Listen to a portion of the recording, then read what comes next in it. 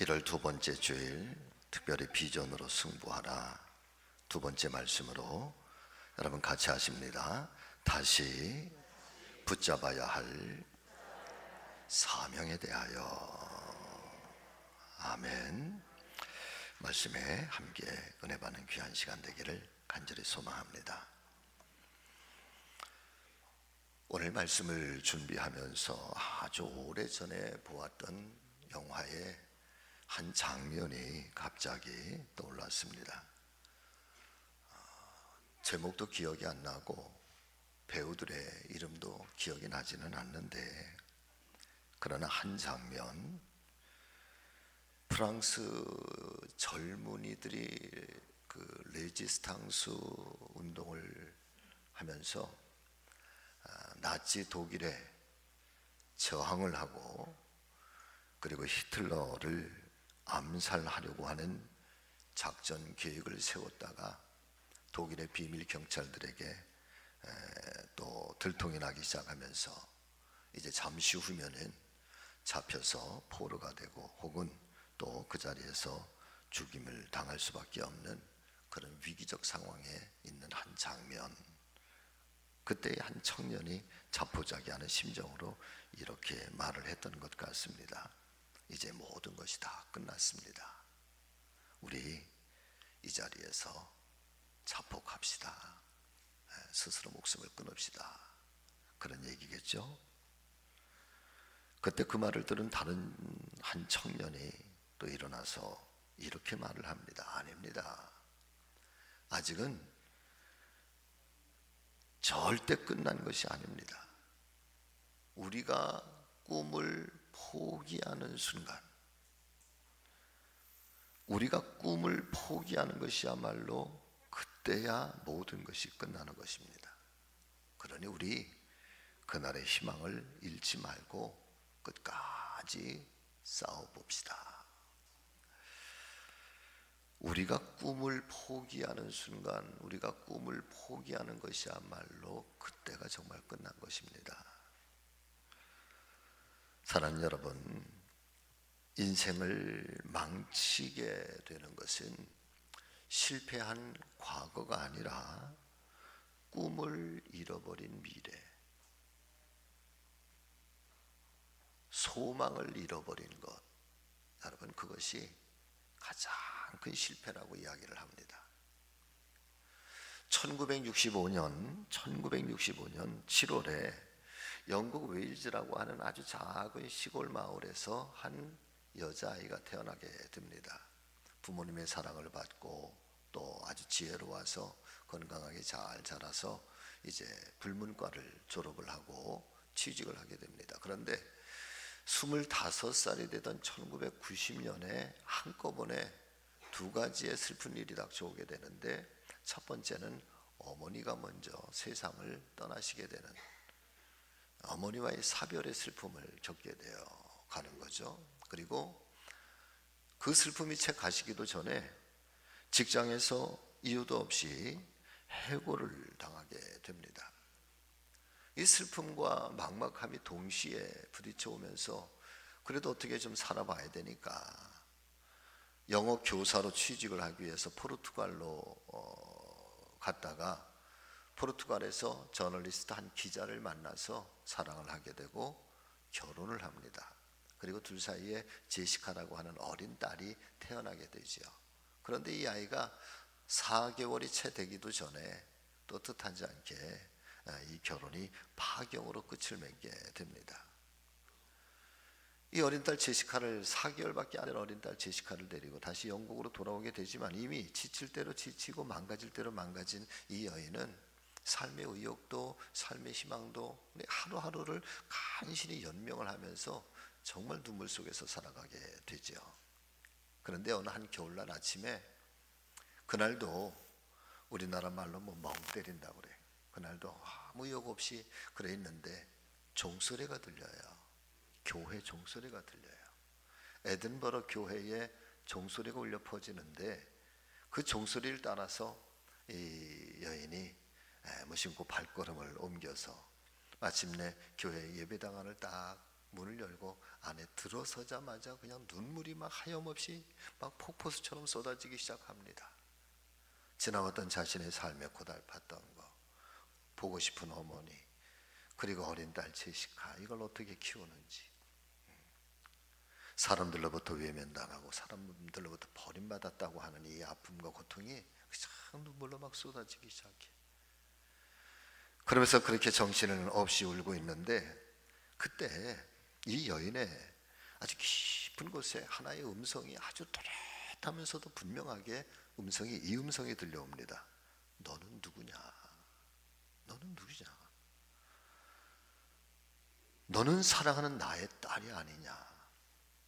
내가 너에게 세상을 움직일 수 있는 아주 특별한 재능을 주지 않았느냐? 다시 일어나라. 내가 너와 함께 하노라. 할렐루야. 눈을 떠. 누가 나에게 이런 소리를 지금 들려줬지? 주변을 아무리 살펴보아도 어떤 사람도 자신에게 관심을 가져주지 않고, 그 몇몇 사람이 있었지만은 누구도 자기에게 이런 말을 해준 것 같지가 않아요. 그런데도 불구하고 이 소리가 귓가에서 계속해서 울려 퍼집니다. 그런데 그 순간에 놀라운 일이 일어나기 시작해요. 느닷없이 아주 판타스틱한 이야기들이 막 전개가 돼. 하나의 스토리, 소설 같은 이야기들이 막 전개가 돼. 그래 깜짝 놀라서 눈물을 그치고 얼른 집에 와서 아주 오래된 타자기를 꺼내서 그 이야기들을 막 쳐내려갑니다. 이 여인이 쓴 소설이 하나 있는데, 시리즈로 있는데, 그 첫 번째 시리즈의 첫 번째 이야기가, 그래서 그렇게 만들어진 이야기가 21일 만에 한 이야기가 마무리를 져요. 그런데 놀랍게도 이렇게 완성된 원고가 소설로 발간이 돼서 유럽에 어마어마한 신드롬을 일으키고, 유럽을 넘어서 아시아, 아프리카 전 세계에 영화로 만들어지고, 그래서 이 신드롬이 생겨나. 근데 이 이야기는 하나님을 향해서 찾아가는 이 조안 롤링이라고 하는 한 여인이 그렇게 하나님을 만나가는 과정들을 이 이야기 속에 그렇게 담아요. 여러분, 이 영화가 어떤 영화인지, 이 책이 어떤 책인지 잘 모르시죠? 제가 알려드릴게요. 그림 띄워주세요. 들어보셨어요? 해리포터. 이게 이후로도 계속해서 시리즈로 나오는데 전 세계에 엄청난 반향을 일으켜. 젊은이들이 이야기 속에서 꿈을 찾고 새로운 인생의 길을 찾아서 도전하고, 해리라고 하는 한 사람이 어떻게 인생의 고난과 고비와 역경과 시련들, 온갖 위험들, 그런 위기들을 극복해 나가면서 마침내 찾아가는 판타스틱한 그런 세계, 그 속에서 마법처럼 역사하시는 어떤 강력한 힘, 그것은 바로 하나님의 힘이거든요. 신앙 고백이 담겨져 있는, 어쩌면 자기 인생을 가장 비극적으로 그냥 끝날 수도 있었던 이 여인에게 어느 날 찾아오셔서 이 여인의 잃어버린 꿈을 회복시켜 주시고 비전을 일으켜 주시고 마침내 성취하게 하심으로 그녀 자신은 물론이지만 전 세계 수많은 사람들에게 꿈과 환상을 상기시켜 주신 하나님의 거룩한 은혜와 은총이 이 해리포터 시리즈 이 걸작품 속에 담겨져 있는, 숨겨져 있는 이야기인 거예요. 사랑하는 여러분, 우리 하나님은 어떤 분이시냐? 하나님은 오늘 우리가 여러분 꿈을 찾기를 원하십니다. 어린 시절에 늘 그랬어요. 장래 희망이 뭐냐? 학교에서 숙제가 장래 희망이 뭐냐? 그러면 장군이에요. 선생님 어떤 일부 예배 때 어떤 권사님한테 여쭤보니까 당신은 장래 희망이 선생님이셨다고 그러더라고요. 여러분, 저는 초등학교 때 꿈이 뭐냐? 음악 선생님이 꿈이었었어요. 등등에 중간에 판검사로 됐다. 판검사는 제 꿈이 아니라 어머니 꿈이었더라고. 근데 실력이 돼야지. 감리교 신학대학교도 간신히 들어갔어. 강신 입학할 때 장학생으로 들어갔어요. 하여튼 간신히 들어갔어. 자, 그런데 어린 시절에는 그런 무한한 인생에 대한 상상력, 내 인생을 어떻게 펼쳐갈까, 내가 어떤 사람이 되고 싶은가, 그런 꿈과 비전과 이 소망들이 차고도 넘쳤어요. 그런데 어느 순간 우리는 이후에 내 삶을 어떻게 살지, 내가 무엇을 위해 살지, 난 어떤 사람이 될 거지라고 하는 이 꿈과 이 비전을 여러분 다 잃어버렸어요.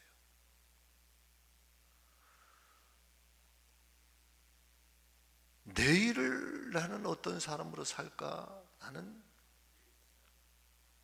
내일에 대한 지금 나의 이 꿈은 도대체 뭘까? 여러분 지금 그걸 가지고 계십니까? 한 해를 출발하지만은 그냥 다가온 거지. 뭐 살다 보면 혹여나 그러시지 않으신가요? 자, 오늘 말씀을 여러분 통해서 깨닫게 되는 은혜는 꼭 이 말씀을 드리고 싶은 거예요. 여러분 같이 하십니다.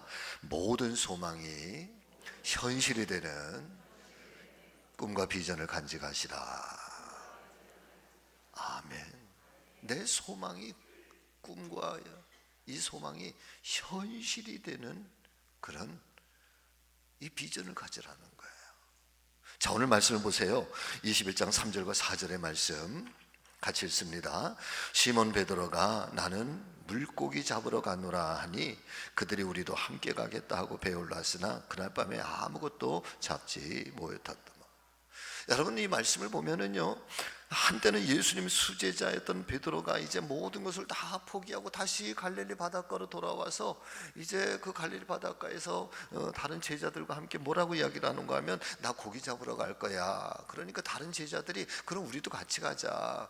그런 상황 속에 부활하신 주님이 찾아오셔서, 할렐루야, 찾아오셔서 베드로의 인생이 다시 한번 재기하고 다시 한번 일어서게 되는 이 장면을 요한복음 21장은 아주 극적인 드라마처럼 우리에게 증거를 해주시고 있습니다. 빌라도 법정에서 예수님을 3번씩이나 부인하고 저주하면서 떠나갔던 그는 여러분 어떤 의미에서는 완전한 실패자였었을 것입니다. 자, 그런데 사랑하는 여러분, 이것보다 더 불행한 것이 뭘까? 예수님을 저주하고 부인하고 다시 갈릴리로 돌아와서 고기나 잡으러 가자. 이것보다 더 불행한 것이 뭘까? 여러분, 그것은 바로 베드로가 더 이상 이제는 꿈을 꾸지 않는다는 것입니다. 꿈꾸지 않은 인생, 더 이상 미래를 기대하지 않는다는 것. 자기 인생의 미래에 대한 비전, 꿈, 소망을 완전하게 상실해 버렸다라고 하는 것이죠. 그런 베드로의 자포자기한 심정을 성경은 이렇게 표현하고 있는 거예요. 나는 물고기나 잡으러 간다. 여러분, 성경은 나는 물고기 잡으러 가노라 그랬어요. 그런데 저는 베드로가 하는 그 이야기가 물고기 잡으러 간다 그렇게 안 들리고 나는 물고기나 잡으러 갈 거야, 여러분, 이렇게 들려요. 예수님께서 이 갈릴리 바다에서 처음 베드로를 만나셨을 때 베드로에게 주셨던 예수님의 첫 말씀이 여러분 무엇이었습니까? 이제로부터 너는 사람을 낚는 어부가 되리라. 할렐루야. 이 사람을 낚는 어부가 되리라. 정말 바닷가에서 그냥 고기 잡는 인생이 아니라 사람을 낚는 어부가 되리라고 하는 하나님 나라의 거룩한 사명을 부여받은 사람으로 여러분 그렇게 베드로를 선택하셨고 베드로가 그렇게 부름을 받지 않았습니까? 그런데 지금 베드로의 모습을 보시기를 바랍니다. 사람을 낚는 어부는커녕 나는 이제 다시 물고기나 잡으러 가겠노라, 그렇게 이야기를 하고 있는 거죠. 예수님과 함께 하셨던 이 3년이라고 하는 어마어마한 이 기적의 시간들, 그것도 다 물거품이 되고 예수님과 함께 꿈을 꾸었던 미래의 소망도 그 비전도 이제는 모든 것들을 다 포기한 채 베드로는 완전하면서도 거꾸로 그리고 과거로 돌아가서 전형적인 실패자의 모습, 낙심한 자의 모습, 좌절한 모습, 그들의 모습을 오늘 베드로를 우리에게 말씀해 주시고 있는 거예요. 자, 그런데 정말 중요한 것은, 그러면 베드로의 이야기는 여기가 끝인가? 베드로는 여기에 그의 인생이 그렇게 좌절하고 실망하고 낙심하고 포기하고 그냥 고기 잡는 인생으로 그냥 멈춰버린 것일까? 근데 요한복음은 21장 한 장 전체를 베드로에 대한 이야기를 할애하는데 어떤 이야기인가 하면 그랬던 베드로가 다시 회복하는 이야기인 거예요. 이게 치유받는 이야기예요. 치유와 회복이 일어나게 되고 새로운 도약을 넘어서 새로운 부흥의 인생으로, 그리고 한 걸음 더 나가서 시몬 베드로의 이 영적인 거듭남에 대해서 요한복음은 21장 한 장 전체를 어마어마한 양의 성경으로 보면 그 양 한 장 전체를 할애를 해서 여러분 베드로의 이 회복의 사건 그리고 새로운 인생으로 거듭나는 이야기를 여러분 우리에게 증거를 해주시고 있다는 말이에요. 자, 그렇다면 이렇게 베드로가 회복이 되고 치유를 받아서 새로운 부흥의 인생으로 나아갈 수 있었던 그 몇 가지 이유가 뭘까? 이 속에 담겨져 있는 하나님의 은혜가 뭘까? 그 중에 첫 번째는요, 여러분 같이 하십니다. 베드로는 자기를 스스로를 포기했지만 주님은 절대로 베드로를 포기하지 않았습니다. 아멘. 우리는 이걸 믿어야 돼요. 우리가 언제나 신앙생활 언제나 잘하는 거 아니에요. 때로는 우리의 신앙이 가난해질 수도 있고요. 물론 한때는 막 가슴이 뜨거워서 견딜 수 없을 만큼 주님 제가 여기 있사오니 주님 나를 도구로 써주소서, 내가 주의 종이 되겠나이다.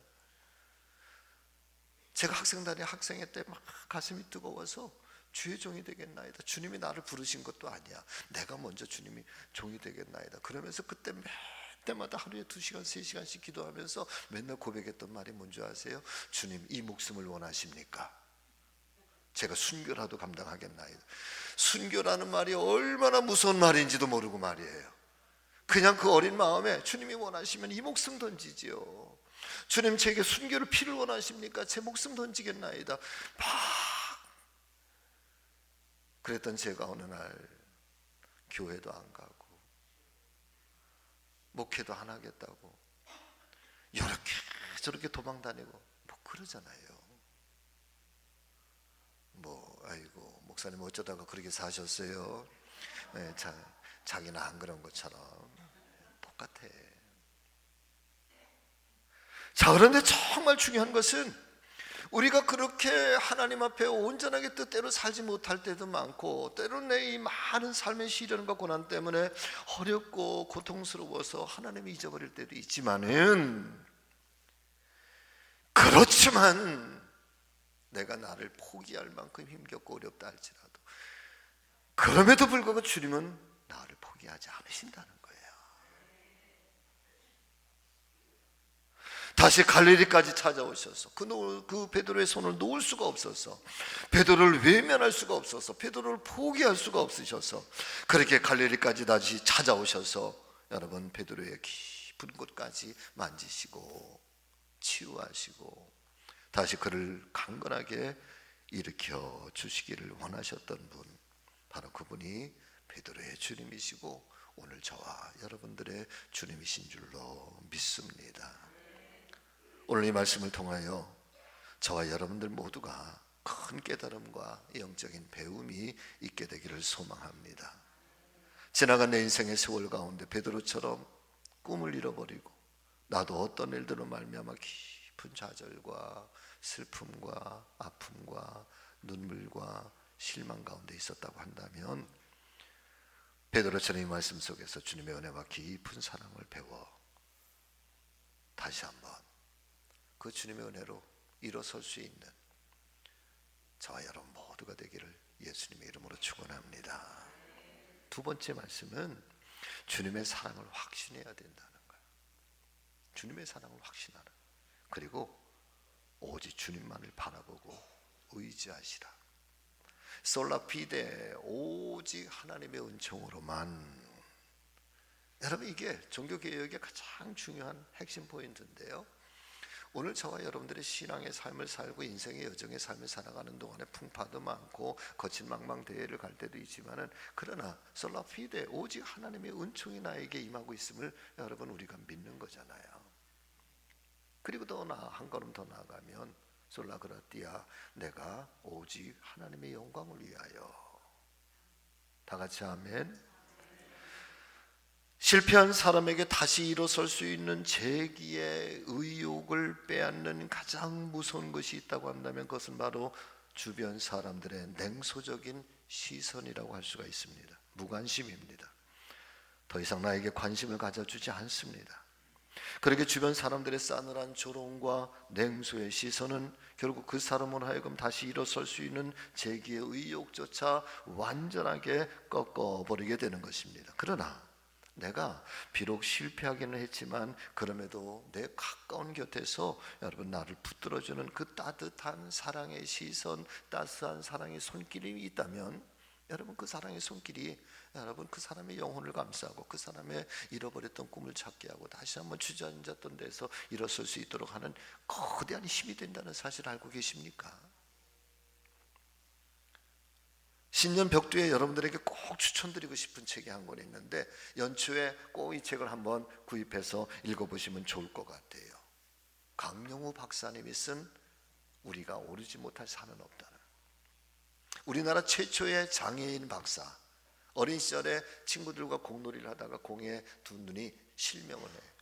그래서 평생을 시각장애인으로 맹인으로 살 수밖에 없었던, 그러면서도 공부하고 그러면서도 하나님 은혜 가운데 박사학위를 받고 조지 부시 대통령 시절에, 재임 시절에 미국 백악관 국가인권장애위원회 차관보까지 지냈던 우리나라 사람으로 최초로 미국 백악관에서 이렇게 거대한 일을 했던 분, 이분이 강용우 박사예요.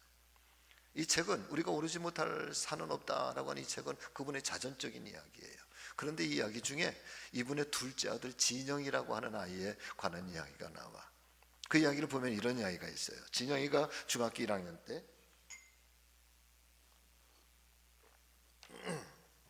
학교에서 숙제를 하나 가지고 와요.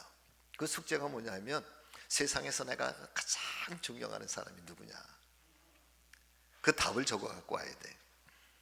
아버지에게 물어. 그러니까 강용호 박사님은 그래도 아들이 혹여나 내 이름을 쓰지 않을까 막 기대감을 가져. 그런데 중학교 1학년짜리 진영이가 세상에서 내가 가장 존경하는 사람, 마이클 조단, 농구 선수예요. 똑같은 일이 중학교 3학년 때 또 숙제가 또 와서 이야기를 해. 그랬더니 내가 세상에서 가장 좋아하는 인물, 진영이가 중학교 3학년 때 나의 아버지, 그렇게 써요. 할렐루야. 내 이야기는 거기서 끝나지 않고 진영이가 조금 철이 들어서 후에 이렇게 이야기를 해요. 나에게 만약 다시 한번 똑같은 제목으로 글을 쓸 수 있는 기회가 주어진다면 나는 존경하는 사람이 또 한 번 바뀔 것 같습니다. 그분은 바로 나의 어머니라고 쓰고 싶습니다. 그래서 그 이유를 이렇게 이야기를 해. 우리 아버지가 그 어두움의 시간을, 그 곤고한 시련의 시간을 견디고 일어설 수 있었던 가장 중요한 이유는 바로 엄마의 사랑이었던 것입니다. 아버지를 변함없이 사랑해 주셨고 격려해 주셨고 그 곁에 머물러 계시면서 아빠의 눈이 되었고 아빠의 손이 되었고 아빠의 발이 되어 주셨던 우리 엄마. 그런 우리 엄마의 사랑 때문에 우리 아버지는 아버지가 될 수 있었기 때문입니다.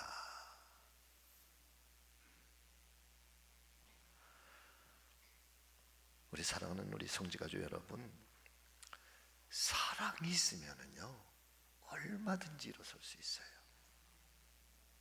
누군가가 사랑하고 누군가로 사랑받으면 얼마든지 일어설 수 있어요.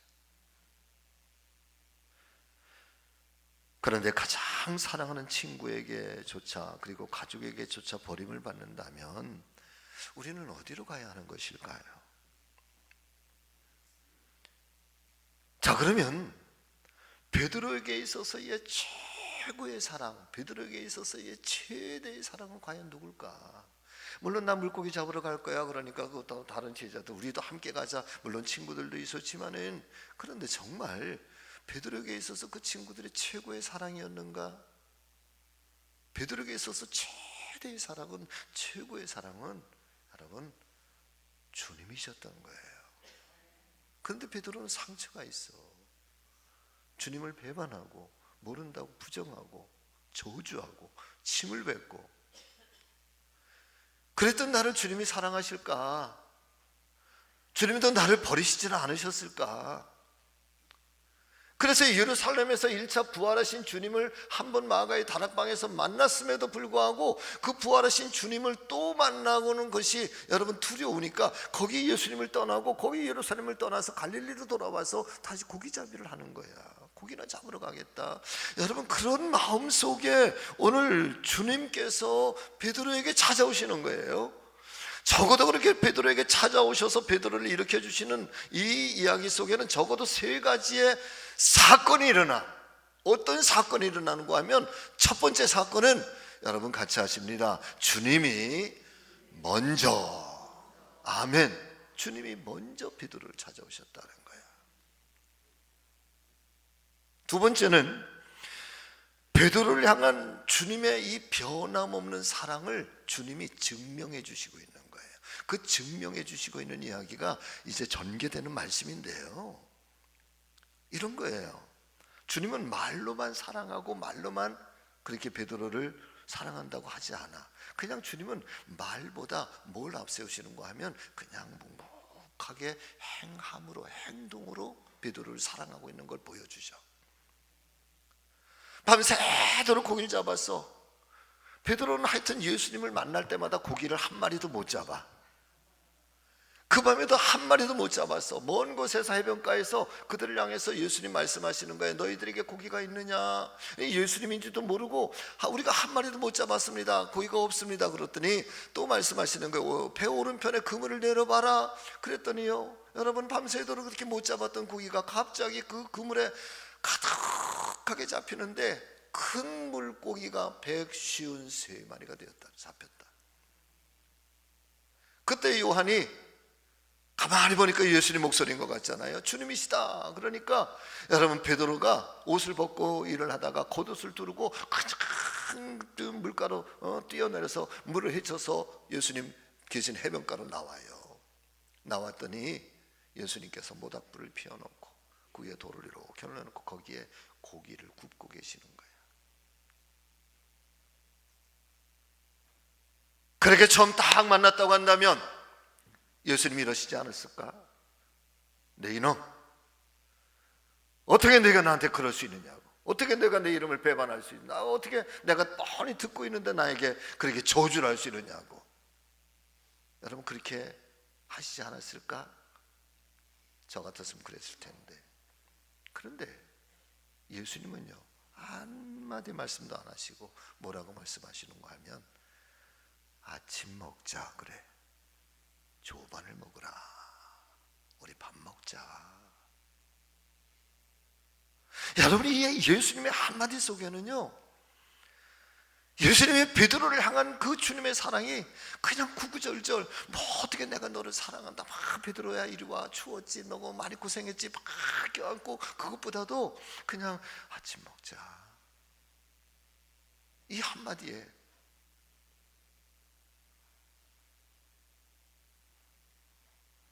저는 우리가 신앙생활을 한다고 하는 거, 우리가 예수의 사람으로 산다고 하는 건 바로 이런 것 같아요. 할렐루야. 우리에게 이런 마음, 이런 믿음이 있으면 좋겠어요. 그때 비로소 베드로의 마음이 녹아져. 그리고 나니까 세 번째 사건이 일어나. 세 번째 사건이 뭐냐 하면, 같이 하십니다. 주님의 기대에 부응하는, 응답하는 사명의 삶. 아멘. 그리고 나서 너무나도 유명한 이야기가 나오잖아요. 시몬아, 내가 이 사람들보다 나를 더 사랑하느냐? 예, 제가 주님 사랑하는 거 주님이 잘 아시잖아요. 그래, 내 양을 먹이라. 또 물으셔. 시몬아, 내가 나를 정말 사랑하니? 예, 제가 주님 정말 사랑합니다. 그래, 내 양을 쳐라. 또 물으셔. 똑같은 질문이야. 내가 나를 사랑하느냐? 예, 제가 주님 사랑을 주님이 더 잘 아십니다. 그래, 내 어린 양을 먹여라. 진정한 고기를 잡는 어부가 아니라 진정한 하나님의 사람을 만들고 하나님의 사람을 세워가는 진정한 사람 낚는 어부가 되는 거예요. 우리의 회복이라고 하는 것, 한 인격체가 회복이 되고 한 사람의 인생이 부흥한다고 하는 것은, 여러분, 첫 번째, 여러분 꿈을 찾으시기를 예수님의 이름으로 축복합니다. 나이가 많으시다고요? 아니요. 모세는 80세에 꿈을 찾았잖아요. 꿈을 주시잖아요. 지난 세월에 우리는 꿈이 많았습니다. 나는 이런 인생 살고 싶어. 나는 정말 이런 인생을 살아갈 거야. 그런데 어느 순간부터 우리는 현실이라고 하는 속에서 막막하게 그냥 현실을 아둥바둥 살아가다 보니 꿈을 잃어버린 존재가 돼요. 여러분, 꿈을 잃어버린 사람이 내일을 어떤 기대감을 가지고 갈까요? 저는 간절히 바랍니다. 2025년을 시작하면서 출발하는 저와 여러분 모두가, 우리 교회가 여러분 올 한 해를 내가 어떻게 살 것인지, 어떤 인생을 살 것인지 비전을 찾는 우리 모두가 되기를 예수님의 이름으로 축원합니다. 그리고 그 꿈이 나의 욕망을 위한 꿈이 아니라 하나님 안에서 함께 가는 사명의 꿈들이 되기를 예수님의 이름으로 축복합니다. 그게 복음이에요. 내 양을 먹이라는 것. 내가 나를 정말 사랑하느냐? 그래, 내 양을 먹여라. 오르지 못할 나무, 오르지 못할 산은 없어요. 사랑이 있으면 어떤 환경도, 어떤 눈물, 어떤 어려움도 여러분 일어날 수 있어요. 사람의 사랑 때문에도 일어나지만은 하나님의 사랑의 손이 멈추지 않습니다. 하나님의 사랑의 이 손길은 오늘도 이어지고 있다고요. 하나님 절대 우리를 포기하지 않습니다. 아멘. 그분 의지하면서 가는 거지. 그분 붙잡고 가는 거야. 견딜 수 없을 때는 하나님 앞에 엎드려서 주여, 어떻게 기도를 할지 모른다고 할지라도 주여, 그냥 주의 이름만 부르면, 아버지라고 부르면, 너희가 내 이름으로, 전에는 기도하지 않았지만 그러나 이제부터 내 이름으로 기도하라. 그리하면 내가 듣고 시행하리라. 이 하나의 약속이잖아. 아멘. 네. 비전으로 승부해야 돼. 다시 붙잡아야 할 이 사명에 대하여 오늘 주님이 여러분 도우실 거예요. 할렐루야. 기도하겠습니다.